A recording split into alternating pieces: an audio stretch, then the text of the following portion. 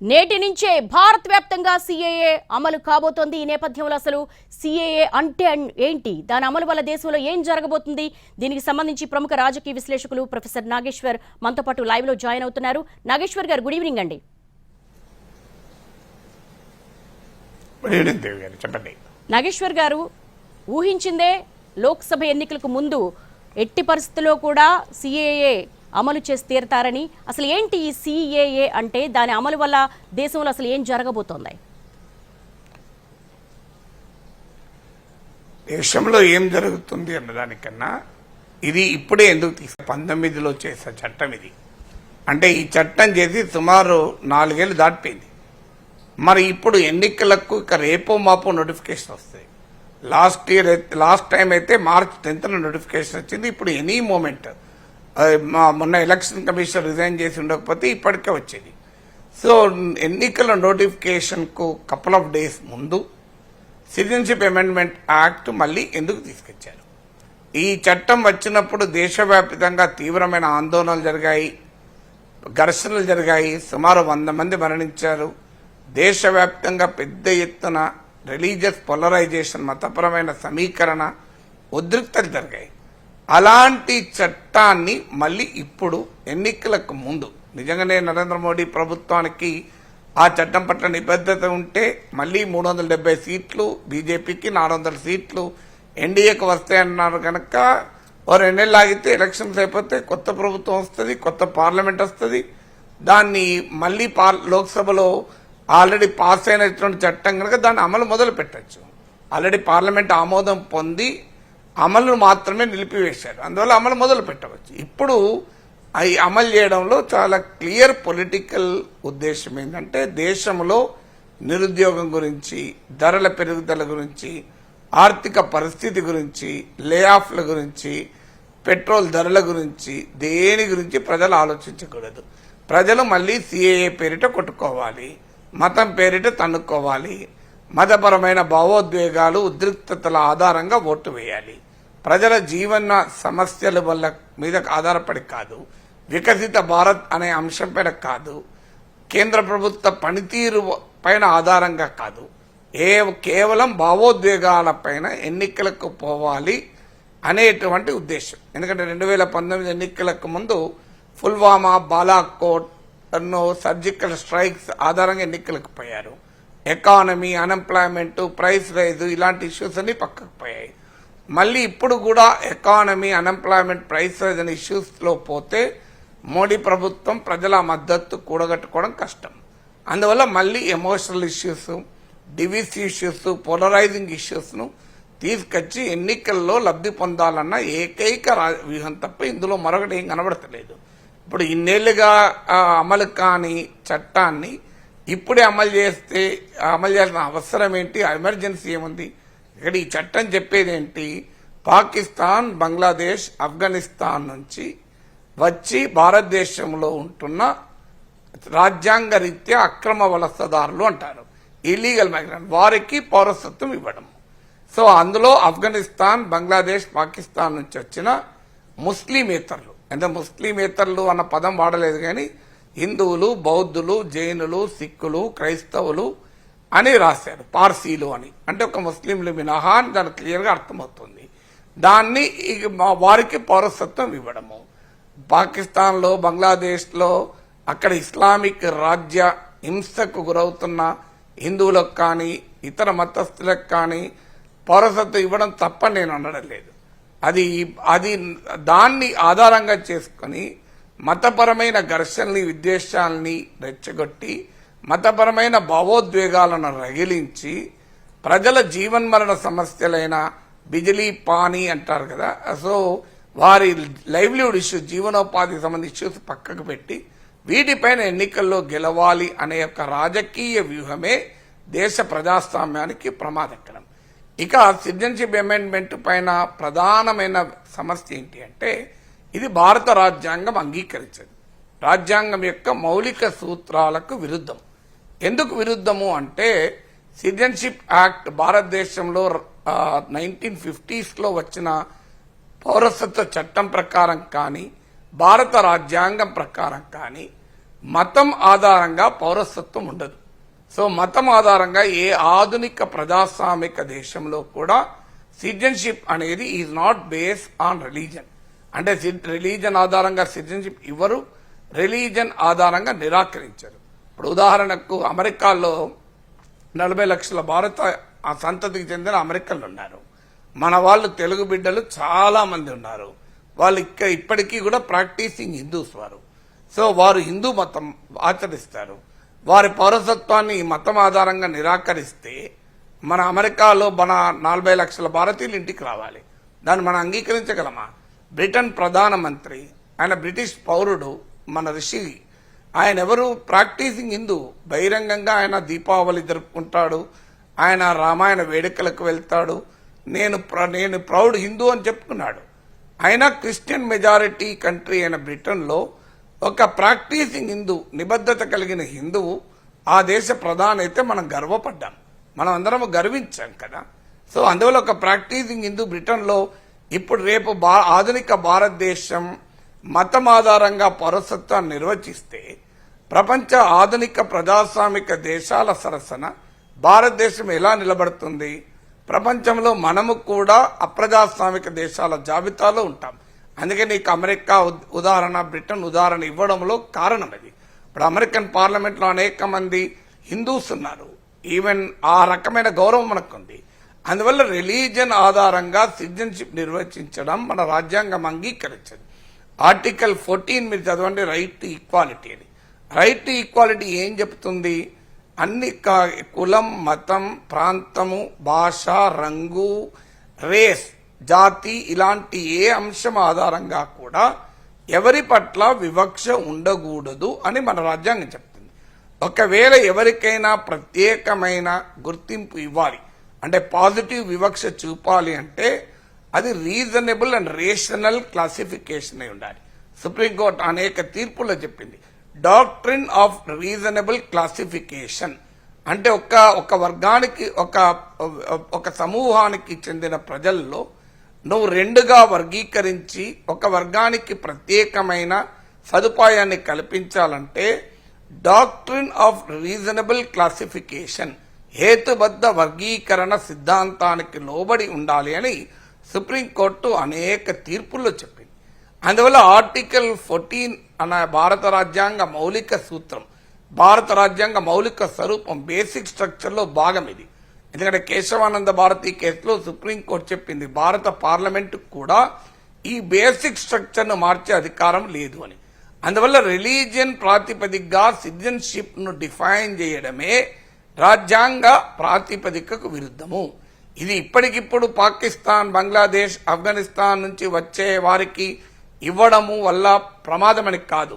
ఈ సూత్రాన్ని ఎప్పుడైతే మనం అంగీకరిస్తామో మతం ప్రాతిపదికగా పౌరసత్వాన్ని నిర్వచించడం అనే సూత్రాన్ని మనము ఒకసారి అమలు చేస్తే భారతదేశం లాంటి వైవిధ్యభరితమైన సమాజం అంటే రిలీజియస్ డైవర్సిటీ ఉన్నటువంటి కంట్రీ శాంతియుతంగా ఉండలేదు. ఎందుకంటే ఈ దేశంలో ఉన్న మతపరమైన మైనారిటీలో ఒక కొత్త అనుమానాలు, భయాలు, సందేహాల్ని మనం సృష్టిస్తాం. ఇది దేశ సమైక్యత, సమగ్రతలకు ప్రమాదకరంగా మారుతుంది. అందువల్ల ఇది బేసిక్ గా కాన్స్టిట్యూషనల్ ప్రిమైసెస్ కు వ్యతిరేకం. ఇంకొక ఇంట్రెస్టింగ్ అంటే దీన్ని బట్టి హిందువులను మనోభావాల్ని సొమ్ము చేసుకునే ప్రయత్నం జరుగుతుంది. ఎందుకంటే పాకిస్తాన్లో, బంగ్లాదేశ్లో దుర్మార్గంగా ఇస్లామిక్ మత ఛాందసవాదులు దేవాలయాలపై దాడులు చేస్తుంటారు, బలవంత మత మార్పిళ్లు చేస్తుంటారు. ఆ దుర్మార్గం అంతా మనకు తెలుసు. ఆ దుర్మార్గాన్ని గుర్తు చేస్తూ చూడండి, అక్కడ హిందువులకు పౌరసత్వం ఇస్తామంటే వద్దంటున్నారని ఎవ్వరూ వద్దన్నారు. హిందువుల పౌరసత్వం ఇవ్వంటే వద్దనటానికి కారణం ఏమైనా ఉంటుందా? కానీ మరి శ్రీలంకలో నుంచి వచ్చే హిందువులకు ఎందుకు పౌరసత్వం ఇవ్వడం లేదు? ఇప్పుడు సిటిజన్షిప్ అమెండ్మెంట్ యాక్ట్ క్లియర్ గా శ్రీలంక నుంచి వచ్చే హిందువుల్ని కూడా, తమిళ్స్ వాళ్ళు హిందువులే కదా, వాళ్ళ పేర్లు కూడా మీరు చూడండి మన పేర్లే ఉంటాయి, వాళ్ళందరినీ కూడా ఎక్స్క్లూడ్ చేస్తోంది. మరి శ్రీలంక తమిళ్స్ ఎందుకు ఎక్స్క్లూడ్ చేస్తోంది? దీనికి బేసిస్ వాళ్ళు హిందువులే కదా. అంటే పాకిస్తాన్ నుంచి వచ్చే హిందువులు, బంగ్లాదేశ్ నుంచి వచ్చే హిందువులు, శ్రీలంక నుంచి వచ్చే హిందువుల మధ్య వివక్ష ఏంటి? మియన్మార్ నుంచి వచ్చే వారి పట్ల వివక్ష ఏంటి? ఎక్కడైనా ఎవరైనా హిందువులే కదా. అందువల్ల పర్సిక్యూటెడ్ అనేది అంటే అక్కడ రాజ్యం చేత వివక్ష గురవుతున్న వాళ్ళు అన్నప్పుడు ఇప్పుడు ఈవెన్ పాకిస్తాన్లో అహ్మదీయా కమ్యూనిటీ ఉంది, వాళ్ళు అసలు ముస్లింలే కాదని చెప్పి వాళ్ళపైన నిరంతరం దాడులు జరుగుతున్నాయి పాకిస్తాన్లో. ఈవెన్ షియా ముస్లింలపై కూడా దాడులు జరుగుతున్నాయి. అందువల్ల మనము ఒక ప్రాతిపదిక అనేది ఏర్పడినప్పుడు నిజంగా ఇది హిందువులందరికీ కూడా మేలు చేసేది కాదు. హిందువుల్లో కూడా 3 దేశాల హిందువులకు మాత్రమే, మళ్ళీ శ్రీలంక హిందువులకో మరో దేశ హిందువులకు ఇది ఎలా చేయదు. అందువల్ల ఈ చట్టము క్లియర్గా రాజ్యాంగ మౌలిక సూత్రాలకు వ్యతిరేకము, కేవలము రాజకీయపరమైన మతపరమైన భావోద్వేగాలను రగిలించి మతపరమైన రాజకీయ సమీకరణ కోసం ఎన్నికల ముందు హడావుడిగా తెస్తున్న చట్టం. నాగేశ్వర్ గారు, ఈ 4 ఏళ్లుగా మనం చూస్తూనే ఉన్నాము ప్రతిపక్షాల విమర్శలను, ప్రజల్ని మిస్లీడ్ చేస్తున్నారని ప్రధాని నరేంద్ర మోడీ కావచ్చు, అమిత్ షా కావచ్చు ఫ్రీక్వెంట్గా మాట్లాడుతున్న సందర్భం. అంటే భారతదేశంలో ఉన్న ముస్లింలందరికీ ప్రమాదకరమైంది ఈ చట్టము, వాళ్ళలో అభద్రతా భావాన్ని కల్పిస్తుంది అనే ఏవైతే ప్రతిపక్షాలు విమర్శిస్తున్నాయో వాటిని కొట్టిపారేస్తూ ఇప్పుడు దీన్ని అమల్లోకి తీసుకొచ్చారు. ఈ సిఏఏ ముస్లింలకు వ్యతిరేకమా?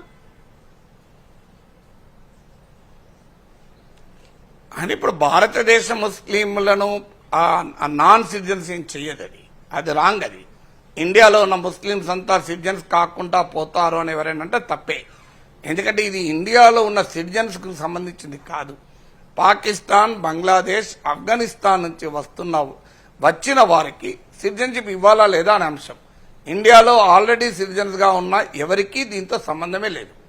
కానీ ఎందుకు మరి అభద్రతాభావం వస్తుంది అంటే మీరు ఈ చట్టంలో క్లియర్ గా చెప్పారు కదా, ఈ చట్టంలో Hindus, Buddhist, Jains, Sikhs, Parsis, Christians coming from Pakistan, Afghanistan, Bangladesh అన్నారు. నాన్ ముస్లిమ్స్ అన్న పదం వాడలే, కానీ ముస్లింలు మినహా అన్ని మతాల పేర్లు రాశారు. పార్సీ, సిక్, క్రిస్టియన్, బుద్ధిస్ట్, జైన్, హిందూ అని. సో దాని అర్థం ఏంటి? ఖచ్చితంగా Hindu, Muslim and non Muslim అంటూ సిటిజన్స్ ను 2 రకాలుగా సిటిజన్షిప్ కేటగరైజ్ చేశారు. అఫ్ కోర్స్ ఇమీడియట్ గా ఇది ఇండియన్ సిటిజన్ సంబంధం లేదు, నిజమే మీరు అన్నది. భారతదేశంలో ఉన్న ఏ ముస్లిం పౌరసత్వము ఇది పోదు, అందులో అనుమానం ఏం లేదు. కానీ అదే సమయంలో ఒక్కసారి ఈ ప్రాతిపదికను అంగీకరిస్తే, సో మతం ఆధారంగా పౌరసత్వాన్ని అంగీకరిస్తే అది రేపు ఎక్కడికైనా దారి తీయవచ్చు కదా. ఇప్పుడు ఒకసారి పౌరసత్వానికి నీకు చట్టంలోనే పౌరసత్వాన్ని, మతాన్ని మిళితం చేసిన తర్వాత ఇక రేపు దేశంలో ఉన్నటువంటి వారికి కూడా ఇది వర్తించదన్న గ్యారంటీ ఏదో రూపంలో ఎక్కడి నుంచి వస్తుంది? అక్కడి నుంచి అభద్రతా భావం వస్తుంది. ఇప్పుడు మనం చూసాం కదా, తెలంగాణ ఆంధ్ర ఎడ్యుకేషన్ లో మన గిర్లాని కమిషన్ చేసినప్పుడు జీవోలు వచ్చినప్పుడు, మీకు జోనల్ సిస్టమ్లు వచ్చినప్పుడు అభద్రతా భావం ఫీల్ అయ్యారా లేదా?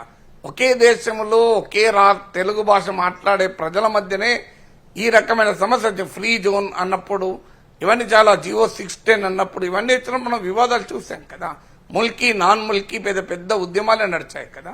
అంటే విత్ ఇన్ ద కంట్రీనే మనం ఒకే భాష మాట్లాడే ప్రజల మధ్యనే ఇలాంటి అనుమానాలు వచ్చినప్పుడు ఒక్కసారి మతం ఆధారంగా పౌరసత్వాన్ని నిర్వచిస్తే దాని పర్యవసనం ఏమై ఉంటుంది అని ఈ దేశంలో అలా మతం ఆధారంగా పౌరసత్వం వల్ల ఎక్స్క్లూడ్ అవుతున్నటువంటి మతం ఆచరించే వారిలో అనుమానము, అభద్రత కలగదా అనేది ప్రశ్న.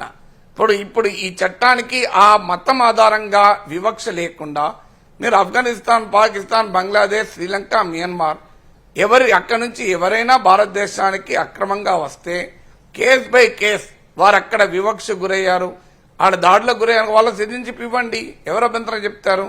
అందువల్ల పాకిస్తాన్, బంగ్లాదేశ్, ఆఫ్ఘనిస్తాన్ నుంచి వచ్చే హిందువులకే కాదు, నేను శ్రీలంక నుంచి వచ్చే హిందువులకు కూడా ఇవ్వమంటున్నా. మోడీ, అమిత్ షా ఇవ్వడం లేదు, శ్రీలంక నుంచి వచ్చే హిందువులకు కాదంటున్నారు. So I'm more Hindu than anybody else. ఎందుకంటే శ్రీలంక నుంచి వచ్చే హిందువులకు ఎందుకు అన్యాయం చేస్తున్నారు అంటున్నా, వాళ్ళు హిందువులే కదా. సో అందువల్ల ప్రాతిపదిక అనేది హిందూ ముస్లిం అని కాదు, ప్రాతిపదిక అనేది ఆయా దేశాల్లో దాడులకు గురవుతున్న వారిని కేస్ బై కేస్.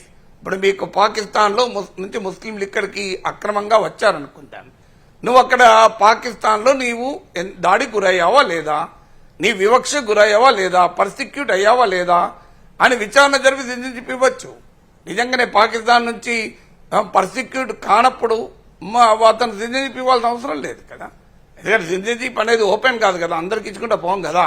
సో మానవ హక్కుల దృష్టిలో పెట్టుకొని ఆ దేశంలో పర్సిక్యూషన్, ఆ దేశంలో దాడులకు వివక్ష గురైన వారికి, హింసకు గురైన వారికి ఇస్తాం కదా, అది కేసు బై కేసు ఇవ్వచ్చు, ఎవరు అభ్యంతరం చెప్పడం లేదు కదా. అందువల్ల అలా అప్పుడు మనకు ఇప్పుడే కాదు, దేశ విభజన సమయంలో కూడా దాదాపు 1 కోటి మంది వచ్చారు భారతదేశంలోకి. ఎవరు కాదన్నారు? ఇప్పుడు ఎల్కే అద్వానీ వచ్చాడు, ఆయన భారతదేశంలో ఉప ప్రధాని కాలేదు, ఆయన వలస వచ్చిన వాడే కదా. ఆయన ప్రస్తుత పాకిస్తాన్ నుంచి ఇక్కడికి వచ్చాడు కదా. చాలా మందిలో వచ్చారు, ఇది ఒక్కడే కాదు కదా. సో మీకు నోబెల్ బహుమతి వచ్చిన అమర్త్య సేన్, ఆయన ఢాకాలో పుట్టాడు. సో ఇలా చాలా మంది వచ్చారు, 1 కోటి మంది వచ్చారు. 1 కోటి మందికి మన భారతదేశం స్వాగతం పలకలేదా?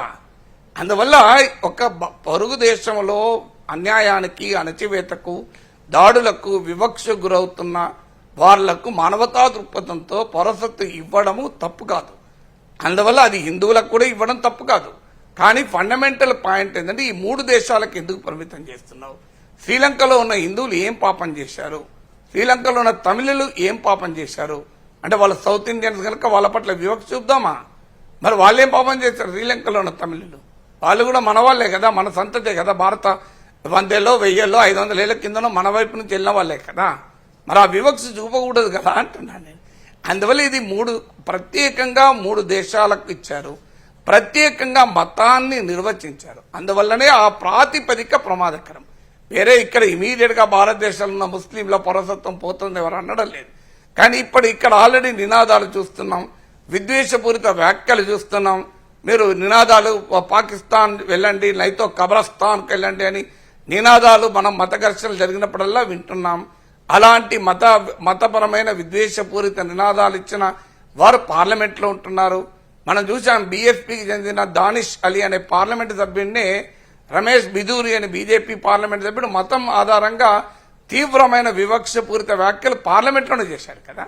స్పీకర్ కూడా మొదలించాడు కదా. అందువల్ల ఇది దేశంలో ఉన్న వారికి ఏ ప్రమాదము, ఎందుకు అభద్రత అంటున్నారంటే భారత పార్లమెంట్లోనే రక్షణ లేకపోతే ఇంకెక్కడా ఉంటుంది? అనుమానం రాకుండా పోతుందా? నాగేశ్వర్ గారు, మీరు చెప్తున్న కొన్ని పాయింట్స్ బేస్ చేసుకుంటే గనక లోక్సభ ఎన్నికల ముందు గంపగుత్తగా హిందూ ఓటు పోలరైజేషన్కి ఈ నిర్ణయం తీసుకుంటే గనక ప్రత్యేకంగా ఇప్పుడున్న పరిస్థితుల్లో హిందువులకి ఏమైనా లాభం ఉందా ఈ సిఏఏ అమలు వల్ల? భారతదేశంలో హిందువులకు లాభం లేదు, భారతదేశంలో ముస్లింలకు నష్టం లేదు. ఇది అందుకే మళ్ళీ మళ్ళీ చెప్పేది, సిటిజన్షిప్ అమెండ్మెంట్ యాక్ట్ ఇప్పుడు తెస్తున్న సవరణ పాకిస్తాన్, బంగ్లాదేశ్, ఆఫ్ఘనిస్తాన్ నుంచి వస్తున్న వారికి సంబంధించింది. అందువల్ల ఇక్కడ భారతదేశంలో ఇప్పటికే ఉన్న హిందువులకు ప్రత్యేకంగా లాభం లేదు, భారతదేశంలో ఉన్న ముస్లింలకు ప్రత్యేకంగా నష్టం లేదు. కానీ ఫండమెంటల్ గా మనం ఒక నిర్వచనం ఇస్తే ఆ నిర్వచనం ఆధారంగా ఇప్పుడు ఉదాహరణకు విదేశాల నుంచి పాకిస్తాన్, బంగ్లాదేశ్, ఆఫ్ఘనిస్తాన్ నుంచి వచ్చే హిందువుల్లో అందరినీ అగ్రకులాలుగానే భావిస్తాం, లేదా అందరికీ షెడ్యూల్ కులాల హోదా ఇస్తాం అంటే ఇక్కడ గొడవ కాకుండా ఉంటుందా? మీరు ఇప్పుడు ఇది కూడా ట్రైబల్ ఏరియాస్ ఎక్స్క్లూడ్ చేశారు, అస్సాం, మణిపూర్, మేఘాలయ, నాగాలాండ్. మరి అక్కడ ఎందుకు ఎక్స్క్లూడ్ చేశారు? అస్సాంలోకి వచ్చే బంగ్లాదేశ్ నుంచి వచ్చే హిందువులు ఎందుకు పౌరసత్వం ఉండకూడదు? ఎందుకంటే అక్కడ అస్సాంలో పెద్ద ఎత్తున ఉద్యమాలు నడిచే అస్సామీ ఉద్యమం. సో ఆ ఉద్యమంలో బీజేపీ కూడా భాగం. ఇప్పుడు అస్సాంలో బీజేపీ ప్రభుత్వమే ఉండదు ఈ పని చేస్తే. ఇప్పుడు అస్సాం, మణిపూర్, మేఘాలయ, నాగాలాండ్, త్రిపుర, అరుణాచల్ ప్రదేశ్ ప్రాంతాలకు ఈ చట్టం వర్తించదు. ఎందుకు? మరి అక్కడికి వెళ్ళి బంగ్లాదేశ్ నుంచి వచ్చే హిందువులు అక్కడ ఉండకూడదా? నాకు చెప్పండి, ఎందుకు ఉండకూడదు అస్సాంలో? అస్సాం భారతదేశంలో భాగం కాదా? అస్సాంలో మెజార్టీ హిందువులు గారా? సో అందువల్ల ఫండమెంటల్ ఫ్లా ఎక్కడ అంటే ఏ చట్టమైనా, ఏ చట్ట సవరణైనా రాజ్యాంగ మౌలిక స్వభావానికి లోబడి ఉండాలి. రాజ్యాంగ మౌలిక స్వభావానికి భిన్నమైనటువంటి చట్టం ఇది. ఇదొకటే కాదు, మన కాంటెక్స్ట్ కూడా చూస్తున్నాం కదా. అనంత్ హెగడే బీజేపీ ఎంపీ ఏమన్నా నిన్నకాగమన్నా 400 సీట్లు ఇవ్వండి, రాజ్యాంగాన్ని మార్చేస్తాం, భారతదేశాన్ని సెక్యులర్ దేశంగా ఉంచము, ఈ స్టేట్మెంట్ ఇచ్చారా లేదా? మీరు కేంద్ర హోంమంత్రిగా రాజ్నాథ్ సింగ్ పార్లమెంట్ లో రాజ్యాంగంలో సెక్యులర్ పదమే లేదు, అది 42వ రాజ్యాంగ సవరణ ద్వారా 1976లో తీసుకొచ్చారు, అందువల్ల మేము దాన్ని దాన్ని డ్రాప్ చేసినా తప్పు లేదు అని. నిన్న కాక మొన్న మన బీజేపీ నాయకుడు, స్థానిక బీజేపీ నాయకుడు ధర్మపురి అరవింద్ ఓ ప్రముఖ డివిజనల్ ఇంటర్వ్యూలో చెప్పాడు తప్పేంటి అని, సెక్యులర్ ఎందుకు ఉండాలి అన్నాడు. కానీ భారత సుప్రీంకోర్టు ఎస్ఆర్ బొమ్మాయి కేసులో తీర్పు చెప్పింది, ఇండియన్ కాన్స్టిట్యూషన్ ఈ సెక్యులర్ అన్న పదం యాడ్ చేయకముందు కూడా సెక్యులరే. What was implicit was made explicit by the 42nd constitutional amendment. అంటే అంతకుముందు అంతర్లీనంగా ఉన్న స్వభావాన్ని 42వ రాజ్యాంగ సభలో వ్యక్తీకరించింది అంతే తప్ప భారత రాజ్యాంగం ఆమోదించిన నాటి నుంచే సెక్యులర్ అని భారత సుప్రీంకోర్టు తీర్పు చెప్పింది. అయినా కూడా కేంద్ర హోంమంత్రి అంటలేడా, కేంద్ర ప్రభుత్వం ఇచ్చిన అడ్వర్టైజ్మెంట్లో సెక్యులర్ అన్న పదాన్ని డ్రాప్ చేశారు. సో అందువల్ల ఈ ట్రెండ్స్ అన్ని ఎటువైపు పోతున్నాయి, ఒక సెక్యులర్ కంట్రీ కాస్త రిలీజియస్ కంట్రీగా వెళ్తుంది. పోనీ అక్కడికి ఆగుతుందా, ఆగదు. అప్పుడు ఏమవుతుంది, మళ్ళీ అప్పుడు ఫలానా కులం ఆధిపత్యం వస్తుంది. సో భారతదేశంలో కులాధిపత్యం తక్కువ కాదు కదా. సో ఇలా దేశంని రాజ్యాంగం ఆధారంగా, చట్టం ఆధారంగా నడిపించుకుందామా లేదా మత విశ్వాసాల ఆధారంగా నడిపించుకుందామా? ప్రపంచంలో మత విశ్వాసాల ఆధారంగా నడిచిన ఏ దేశమో ఆధునికంగా అభివృద్ధి చెందలే. ఇవాళ అమెరికా ప్రపంచంలోనే అత్యంత శక్తివంతమైన దేశం. అక్కడ మెజారిటీ క్రిస్టియన్లే. కానీ అమెరికాలో క్రిస్టియానిటీ ఆధారంగా సిటిజన్షిప్ ఇస్తున్నారా? ఇస్తే మన భారతదేశ హిందువులు కోట్లాది మంది ఇండియాకి రిటర్న్ రావాలి. మనం అంగీకరించుదామా దీన్ని? ఇప్పుడు అమెరికా ఈ పని చేస్తే మనం ఒప్పుకుంటామా? రేపు డొనాల్డ్ ట్రంప్ అంటాడు అమెరికాలో క్రిస్టియన్సే ఉండాలి అంటాడు, మనం ఒప్పుకుంటామా? బ్రిటన్లో మన హిందూ ప్రధానమంత్రి అయ్యాడు కదా, నేను అంతకుముందు చెప్పింది అదే. దీన్ని అంగీకరిద్దామా? బ్రిటన్లో హిందువులు ఉండకూడదు అని చట్టం చేస్తే, బ్రిటన్ క్రిస్టియన్ కంట్రీగా ఉంటుంది అని చట్టం చేస్తే మనం అంగీకరిస్తామా? ఆస్ట్రేలియాను క్రిస్టియన్ కంట్రీ చేస్తే అంగీకరిస్తామా? జర్మనీ, ఫ్రాన్స్లు క్రిస్టియన్ కంట్రీస్ అయితే అంగీకరిస్తామా? సో ఎవరు ఇస్లామిక్ కంట్రీస్ గా ఉన్న గల్ఫ్ దేశాలు ఎలా ఏడ్చి వచ్చాయి, పాకిస్తాన్ ఎలా ఏడ్చి వచ్చింది, బంగ్లాదేశ్ ఎట్లుంది, సో మతపరమైన ఆధిపత్యానికి కావాలనుకున్న శ్రీలంక ఎట్లుంది, బంగ్లాదేశ్ మియాన్మార్ ఎట్లుంది మనం చూస్తున్నాం కదా. ఎంత ఉన్మాదం మియాన్మార్ లో, శ్రీలంకలో పెచ్చరిల్లిపోతుంది. శ్రీలంకలో సింబల జాతీయవాదము, బౌద్ధ మత ఆధిపత్యవాదము, తమిళుల పైన, హిందువుల పైన కూడా దాడులు జరిగింది చూశాం కదా. మియాన్మార్లో కూడా చూశాం కదా. ప్రపంచంలో ఎక్కడైనా మతం ఆధారంగా ఒక రాజ్యం ఏర్పడితే అది అప్రజాస్వామికంగా ఉంటుందని ప్రపంచమంతటా ఉన్న అనుభవం కదా. అందువల్ల డెఫినెట్ గా ఏ దేశమైనా మోడర్న్ డెవలప్డ్ కంట్రీ, వికసిత భారత్ గా ఉండాలి అంటే ఆ కంట్రీ డెమోక్రటిక్ గా ఉండాలి, లిబరల్ గా ఉండాలి, సెక్యులర్ గా ఉండాలి. భారతదేశం ఎటువైపు పోదాం? America, Britain, Australia, Germany, France లాంటి ఆధునిక దేశాల సరసన నిలబడదామా లేదా పాకిస్తాన్, మియాన్మార్ లాంటి పనికిమాలిన దేశాల సరసన నిలబడదామా? చెప్పండి. Right, thanks for the analysis Nageshwar garu. Thanks for joining us. దేశంలో పౌరసత్వ సవరణ చట్టం అమల్లోకి రాబోతోంది. లోక్సభ ఎన్నికల వేళ కేంద్రం చాలా సంచలన ప్రకటన చేసింది.